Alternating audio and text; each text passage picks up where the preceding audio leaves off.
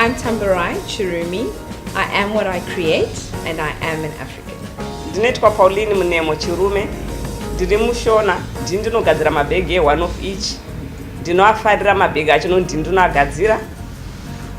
Uyezve ndiri mu-African. Our next door here in Zimbabwe. That's where we come from. But when we came here, Tambu was 5 years. And I was also still young, but still I feel young. I want to make my dreams come true. Also, what I always think in my mind is about African women, mostly. As an African woman, I feel it's my duty.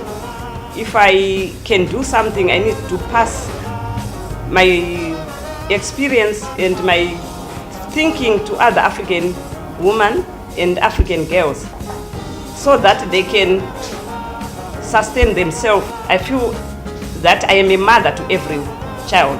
Like she's just said now, she feels that she's a mother to every daughter in Africa. So the journey became when my mom didn't treat me as a child. She always treated me as a person. She always spoke to me about things. I don't remember ever being shouted at or spoken to harshly. She always understood what young people went through. So as a child, as a teenager, I was always privileged to be able to go to my mom with the concerns that I have or the worries that I have. So from a design aspect, I think a lot of the products that we make, that's what comes out. Our relationship comes out. The beauty of who we are together as a team, you see that through the product that we make. Whenever I go buy fabric, when I see African fabric, the one we use on our one of each bag, it's bright. And sometimes, as an African woman, we've got problems, more problems. So when you see that color of the African fabric, you feel good. Like you said, the fabric sort of heals wounds, like that textile and that color. Like you said, as African women, in our history and our rural parts, there are problems.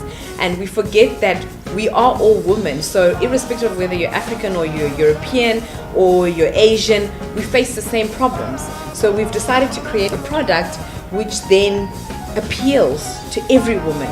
And we've even reached a point where males really love the product too, so we believe that we've broken barriers in a way to be able to communicate a message that, it's an African product, but it can appeal to everybody. So the mixture of the leather and the print has created that balance between innovation and, African culture, to bring it together to become an amazing product. It's very well received in the US. So that's currently our biggest market.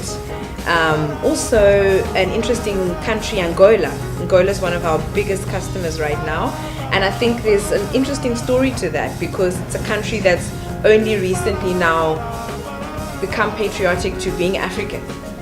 So it's interesting that we have been able to break into that market as well. So it's a nice balance between Europe, the US, and Africa as well, because as much as we want to export to other countries, we want our own African people to appreciate what we do here as well. So the biggest challenge that we face is that our product is accepted and loved by the outside world.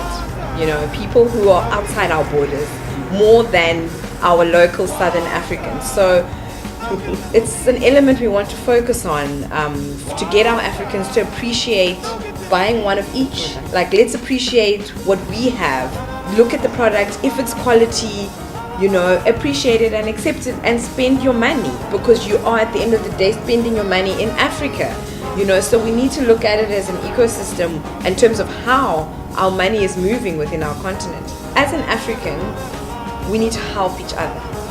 That's one of the challenges we face in Africa. So if I don't help you as an African, you become my problem. So that's the legacy we want to leave, that as Africans, we need to help each other. Whether you're male, female, or, it doesn't matter, but as Africans, we need to be able to assist each other to progress. when you think of the product, it inspires you also to create jobs. We need to share with everyone who is around us so that our product can go miles.